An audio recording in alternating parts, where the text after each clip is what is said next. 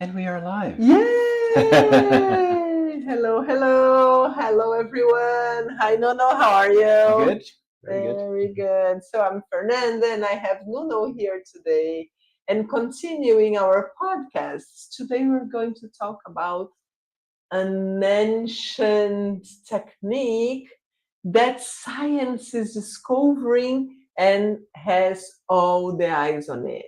That's pranayama. No, what pranayama consists in? Okay. Uh, I think the best way is to say the other most popular way, which is breath work. That expression became quite popular in the last decade or so, or even less. A lot of people is talking about breath work, and breath work, it is a fancy name for pranayama. Yeah, it's a recent name. It is.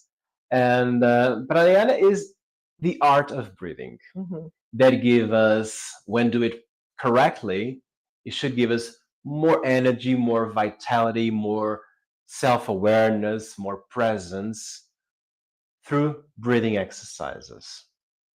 I think that's the best definition. Yeah. Quite short. Yeah, that's true. And it's quite impressive that even though it's so important and like maybe a few people can hold it for more than 1 minute, we don't work on that. We don't pay our attention. We do, but people don't pay attention on this. So it's not only important, it's vital. It's vital.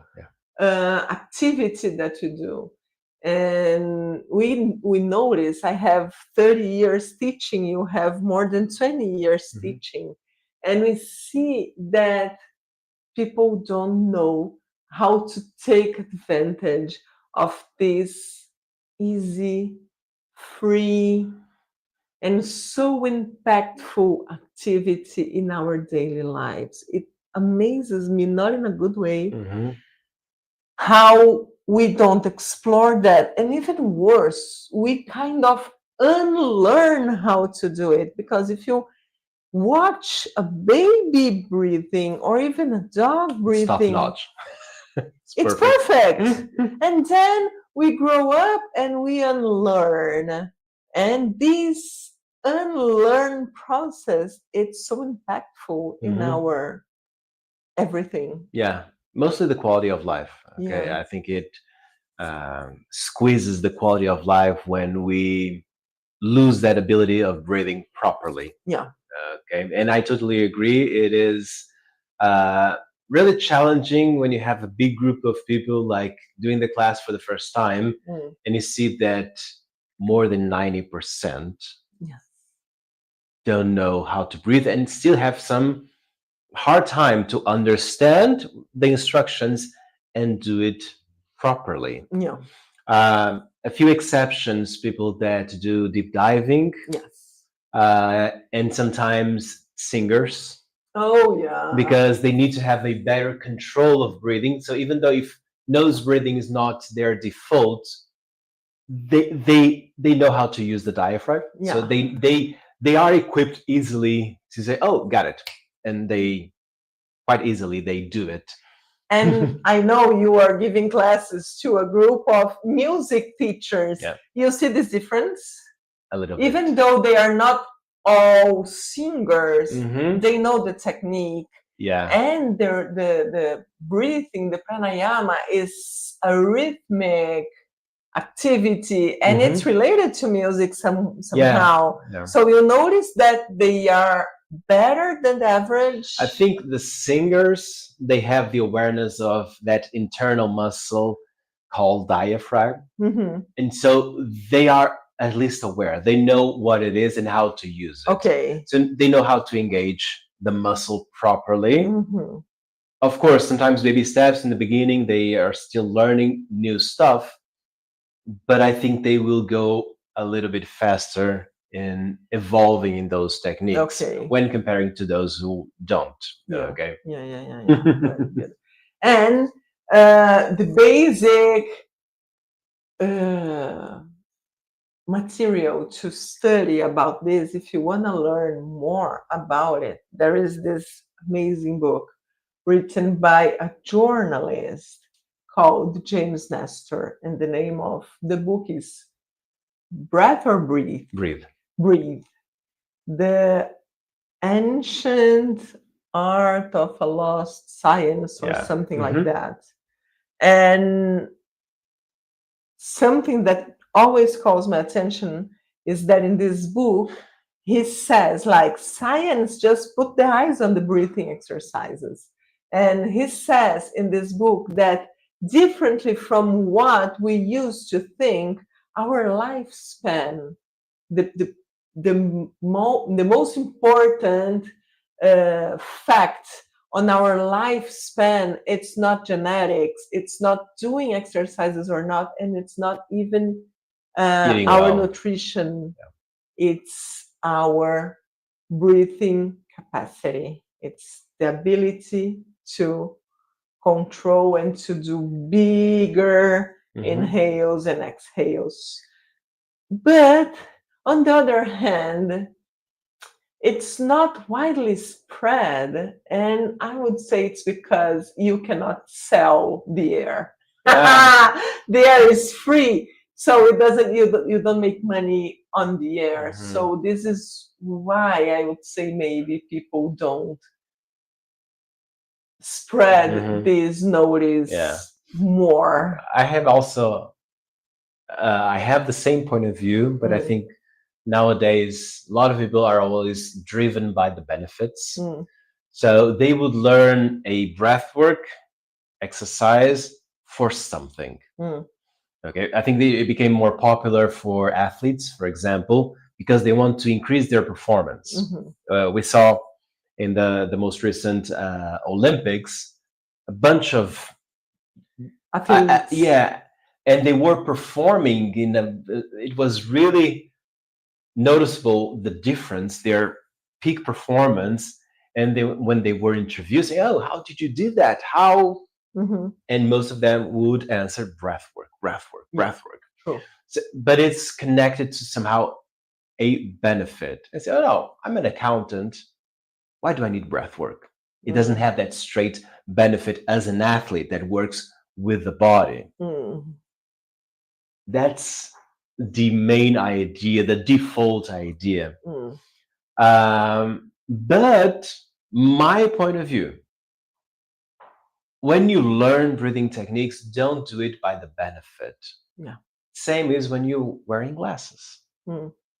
You could live your life without the glasses, even if you're not, if your sight was not good, okay? But then when you put the glasses on, it's like, oh, I really like the comparison. yeah, oh, now life is interesting. You only depend on your eyes to do your job. No, you do it for a lot of things. Yeah, Okay. yeah. So if you compare your vision, your sight with breathing, maybe that is the tip or the nudge that you need to start doing breath work. Same Mhm, as when you start using the eyeglasses mhm. or the hearing aids that I know in the 80s and 90s, my grandmother used to have it, and it was kind of a freak. It was not the Yeah, normal to use. Say, oh, yeah. you're old, you stop listening, deal with that.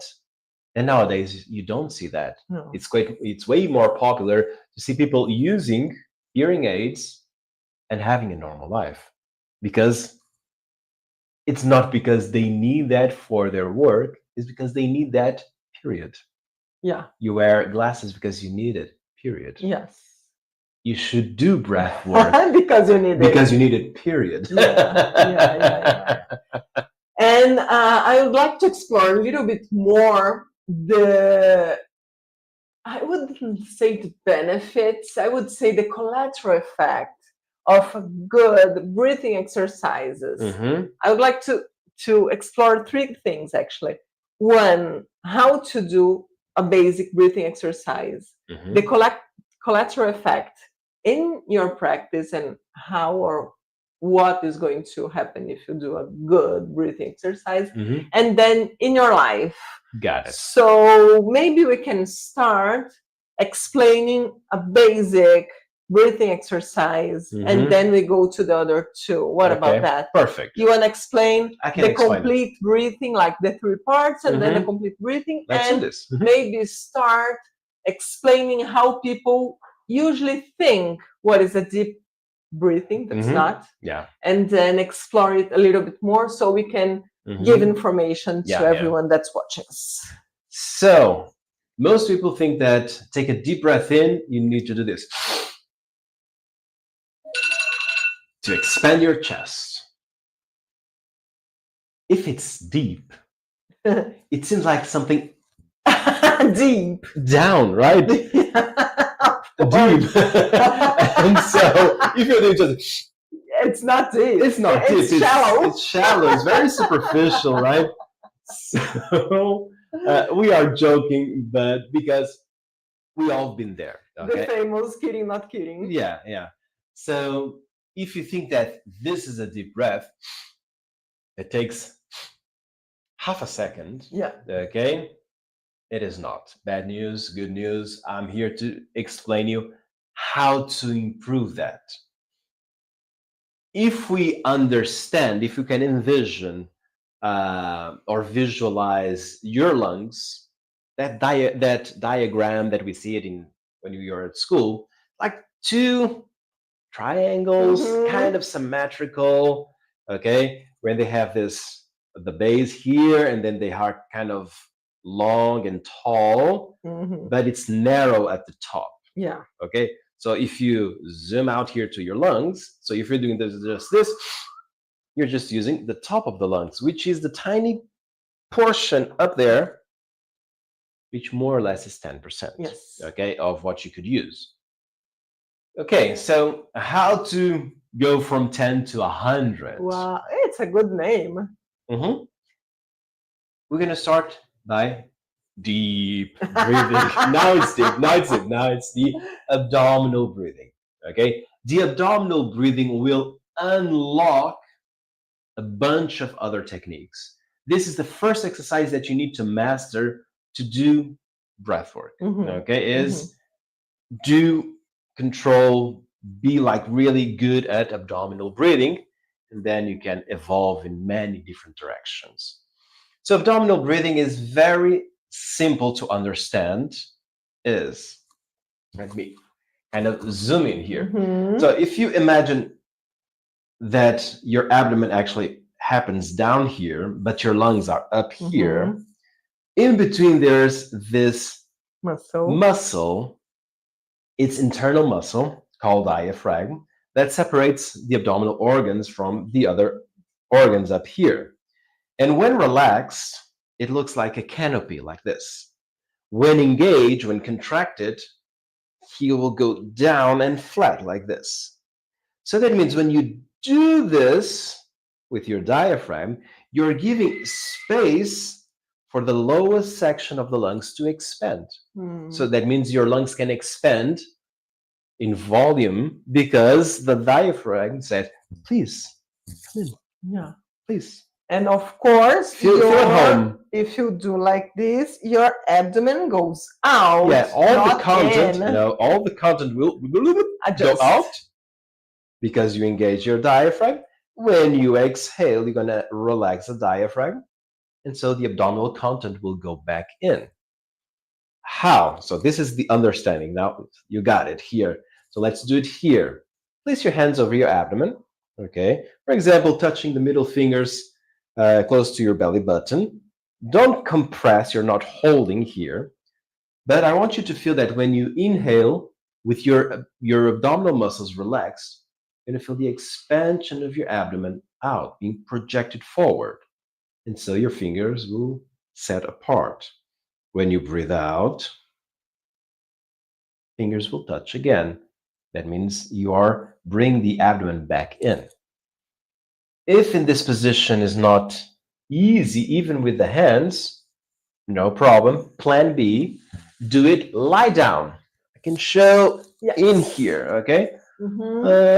Awesome. Yes. So lie down on your back so you can really relax your lower back on the floor. It's easy to relax the abdominal muscles. You want me to explain why you? No, that's okay. It's okay. Knees together, feet apart.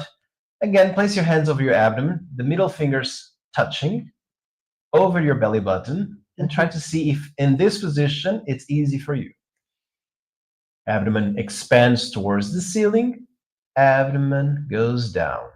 Abdomen up to the ceiling when inhaling, abdomen down towards the floor while exhaling. And the rule is simple: air in, abdomen out. Air out, abdomen in. It's really easy to Easy peasy. learn. Easy peasy. Okay. Yes. So doing this exercise in the seated position or lying down as an alternative, it is a great way to learn. And using your hands are just giving more awareness of the movement. You're noticing breathing mostly through your nose, but then you feel this connection. Okay, I'm inhaling, I feel it here, and I'm expanding the abdomen, I'm going to feel it down here. Okay, do it for a few cycles. And I don't encourage people to do it standing because a lot of people feel dizzy Yeah. because whoa, I'm multiplying by 6. If you're doing Yes. just 10%, this is 60% Yeah. of the air that you can collect in your lungs. So this, It's a lot of oxygen to deal. Your Yeah. body's not used to that amount of oxygen inside. Mhm. What happens when you change your eyeglasses? Yay, you get dizzy. You get dizzy. It's the same. Like, oh, now I can see more better, but I feel dizzy. I need I'm to not adjust, used. adapt. And what people say, don't worry, it takes a couple of days, takes a couple of classes. So you can get used to that Yeah. sensation. Then it's going to normalize. You're going to feel nice. Yeah. So abdominal breathing is the starting point of this exercise. Okay. Second part, or the second section that we can train, is this midsection of the lungs. And you're going to use mostly your rib cage, even though it's a collection of bones.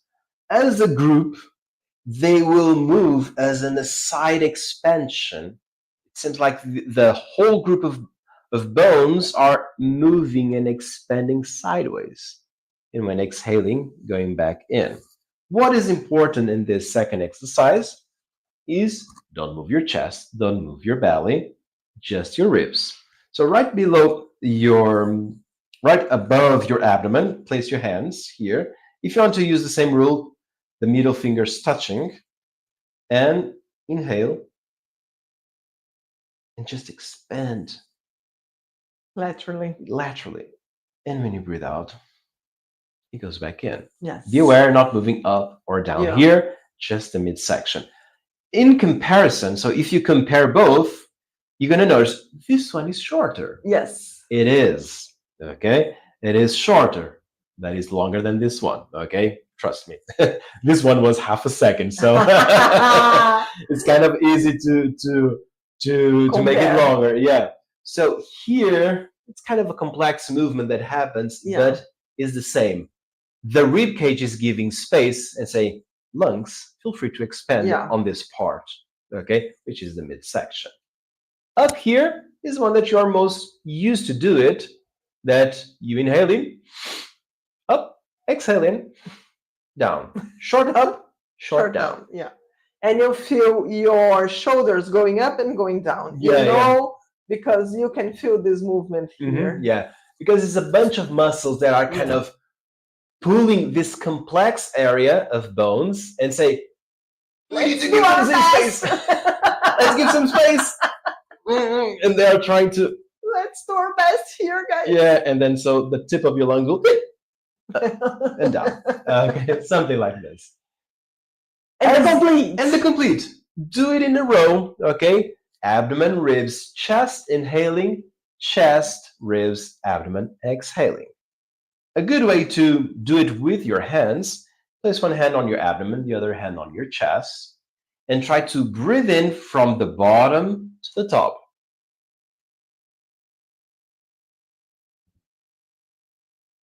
And exhale from the top to the bottom.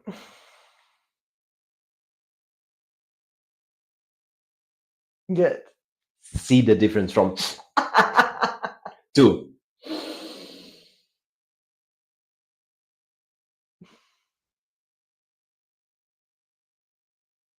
You double by 10, probably. Probably Yeah. the duration, if you compare one to the other, It's 10 times longer. 10 times. And it's not that direct, the Yes. 10% to 100%, but it's so close. Yeah.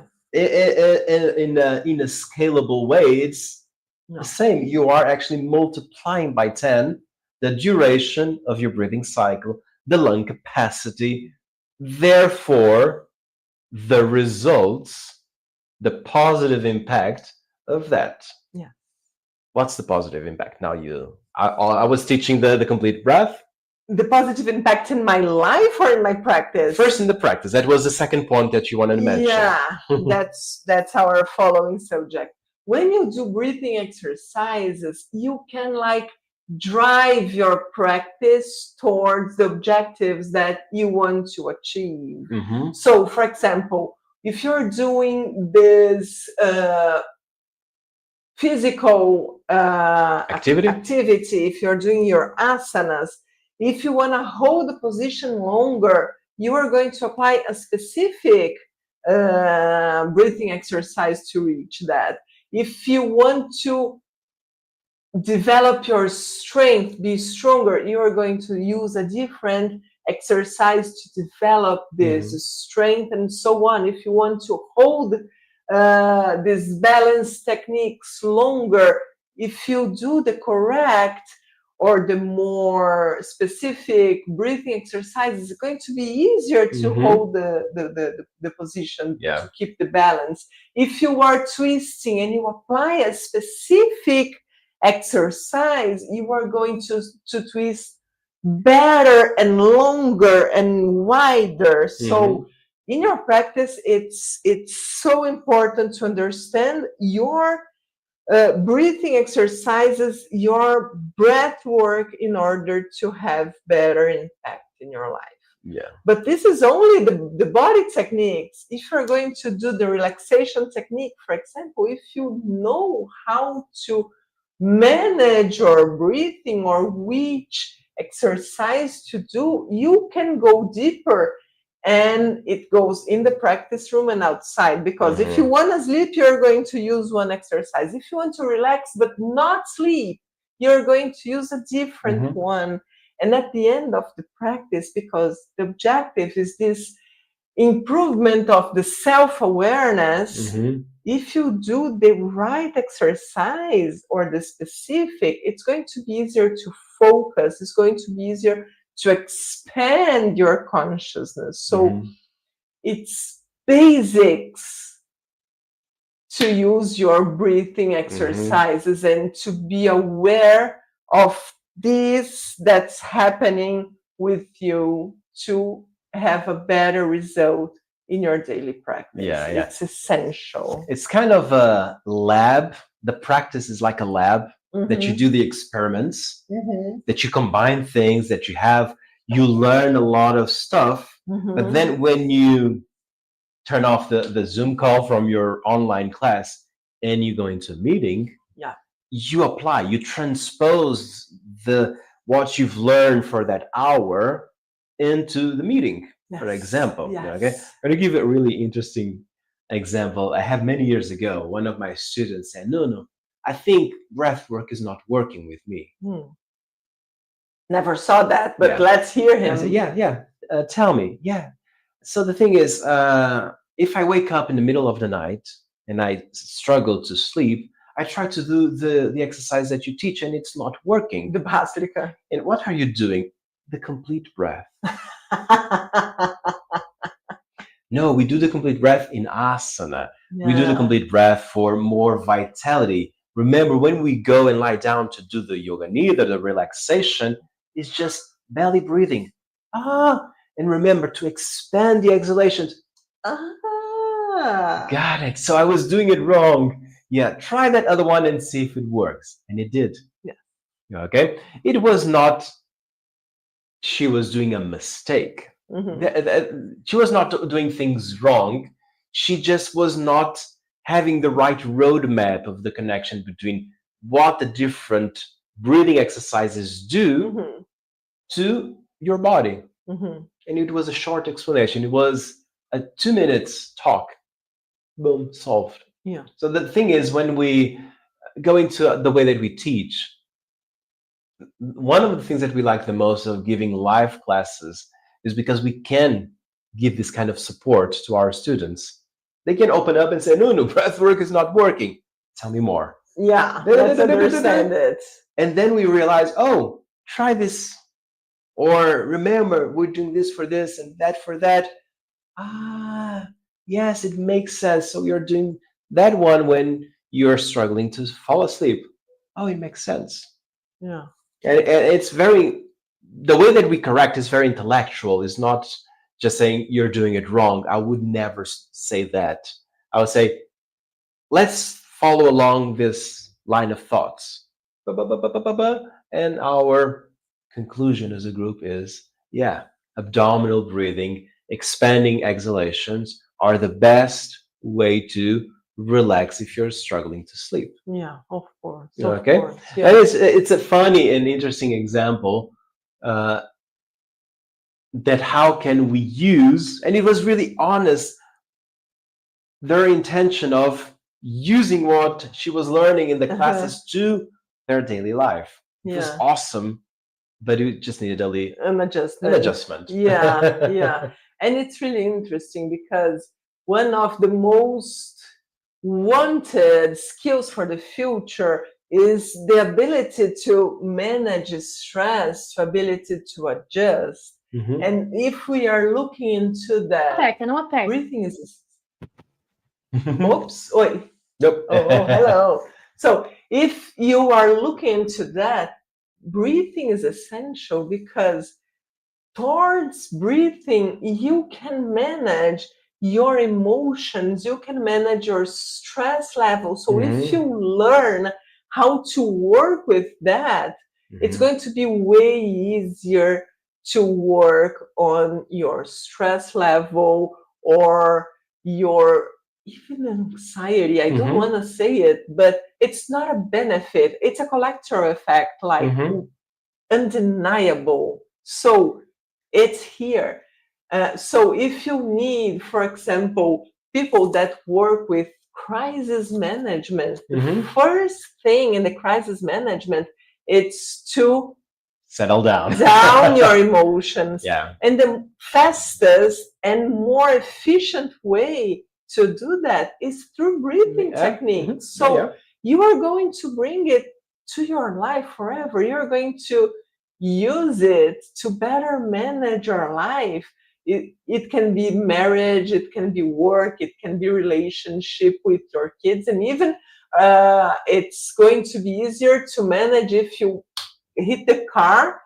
You can breathe, understand that the stress level impacts your breathing, but also the breathing impacts your stress level. Okay, I'm stressing up. Let me take a few deep breaths before I react. Yeah. And it can change even your brain if you do that.